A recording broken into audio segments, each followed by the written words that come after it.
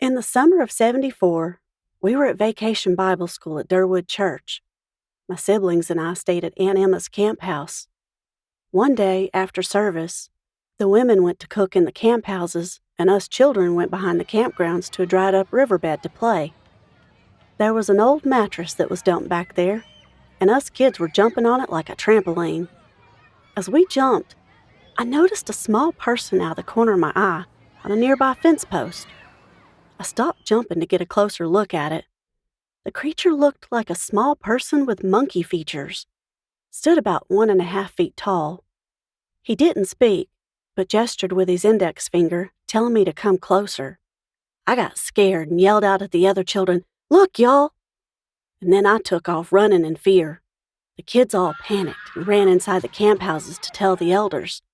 I was told, "Well, that's what you get. You shouldn't have been back there." The kids stayed inside their camp houses for the rest of the day. Around 4 or 5 years later, we were all at home, and my mom was reading the newspaper. She called me over and asked if I remembered the incident with the little person at the church. I told her that I remembered. Then she showed me a picture of a little creature on one of the news articles. I couldn't believe it. She asked if the creature on the article was what I saw at church. I said yes. The article was about a local Native American medicine man named Billy Washington. When I became an adult, I heard many theories as to why this happened. But today, I have more questions than answers. Why did the creature approach me? Why could I see him, but no one else could?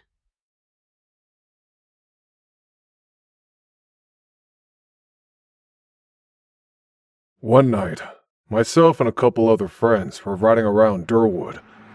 We planned a party in a small neighborhood near the church. On the way, one of the female passengers needed to use the restroom and couldn't hold it. We pulled the car over to let her out. She went out into the tree line not too far off. The rest of us got out of the car to smoke or talk while waiting on her to finish up. Just moments later, she came running back to the car, panicked. She rushed us in, and so, without hesitation, we all jumped in the car and took off. When asked about what happened, she said something came up and startled her. She took a moment before explaining what it was. Thinking it could have been one of us, she waited to see who it was. She said it was like a man, but half of the body was like a deer.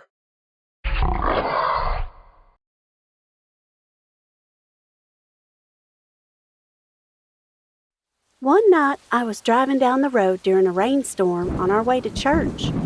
2 of my children were in the car with me. I passed the tiny chapel and crossed the only bridge on the road. Then suddenly my car shut off and came to a stop. I didn't know what I was going to do in the dark rain. Just seconds later, I was glad to see headlights, though, in my rearview mirror. Maybe it was another church member on their way as well. The vehicle stopped behind me and a man got out. He walked up to the window, but I couldn't see if it was someone I knew because he wore a raincoat. He simply asked if I was having car trouble. I told him yes, and he said for me to pop the hood. I did as he walked to the front of the car. He messed around under the hood for a few moments and then shouted out for me to give it a try. The car started up as normal. I was so relieved. I waited for the man to come back around so I could thank him. I saw his hands grab the top of the hood to close it. As he pulled the hood down, the car lights shined bright across the front of him. Then my heart stopped as I looked directly at his face. There was no face. He stepped off to the side like he knew I was going to freak out. I pushed the pedal to the floor and drove as far as the car would carry me before it died out again. As I passed by the man, I looked in my rearview mirror, but he and the vehicle were gone. Thankfully, my car ran fine all the way to the church.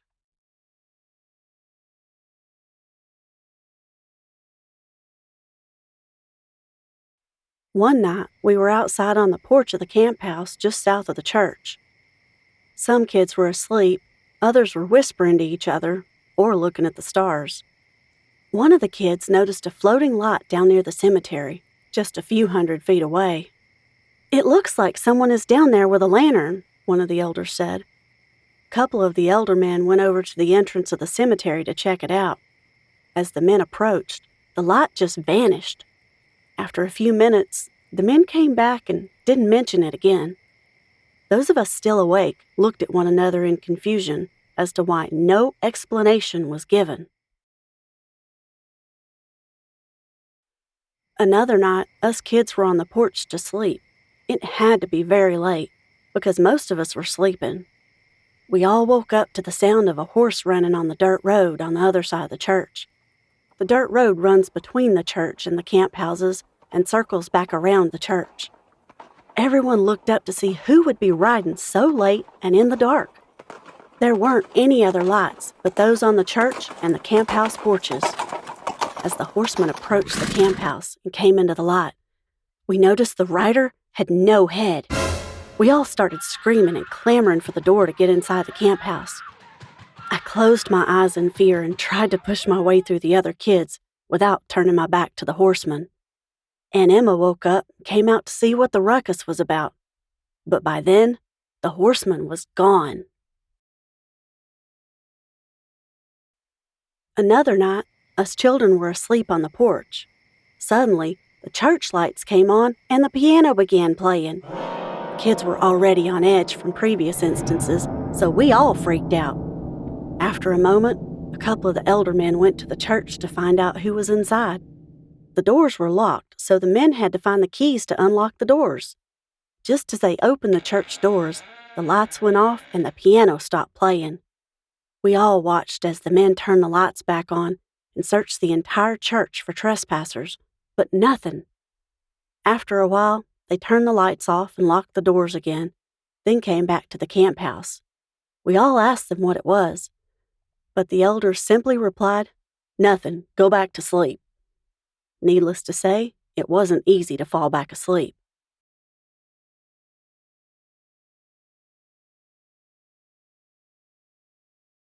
During an extended church function, I was outside with another male cousin around 2 in the morning. We were sitting on a bench talking, and out of nowhere, we heard a baby crying. The sound was coming from near the cemetery, just a few hundred feet away. After a moment of disbelief, my cousin asked if I would walk him to his camp house, just a few hundred feet away in the opposite direction. His camp house was across an open field, and on the other side of the church from where we were. My camp house was just across the road, so I didn't really want to go any further. We both were startled, and finally I decided to walk with him to his camp house. That's what I hoped someone would do for me. We walked across the dirt road and into the open field. The crying sound piqued our nerves, even though we were walking away from it. Suddenly, my cousin took off sprinting to his camp house and leaving me in the open field alone. I turned around and ran as fast as I could back to my camp house.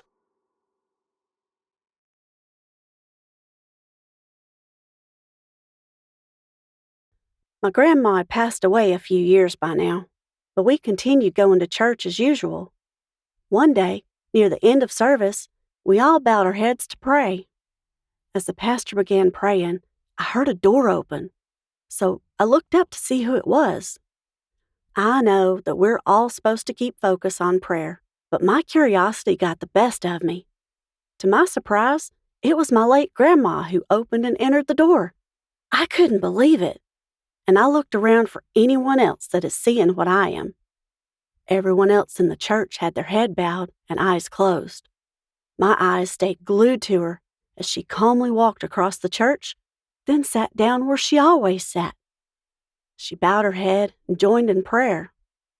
I never took my eyes off of her, wondering if she would look at me or if anyone else would notice her.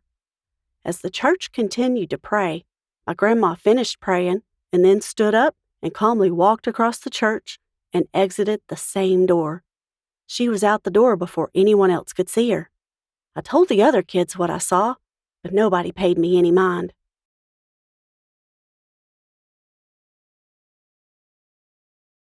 It had to be a Wednesday or Thursday night. I was about 8 years old. We were practicing for choir, singing Choctaw hymns.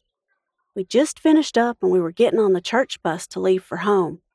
The kids sat in the back of the bus and waited for the elders to finish locking up the church. As the bus pulled off, the church doors burst open and the driver stopped the bus. Us kids freaked out, some of us screaming, and one of the elders tried to calm us down. All of us kids moved to the front of the bus while the elder men got out and approached the church. They shut the doors and locked up again, like nothing happened. Us kids looked around at each other for answers. I think the elder on the bus could see we expected some kind of explanation.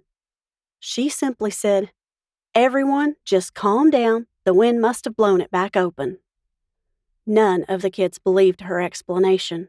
We all struggled to open those heavy doors on many occasions. The men got back on the bus without saying a word, and we pulled away onto the dark, scary road back home.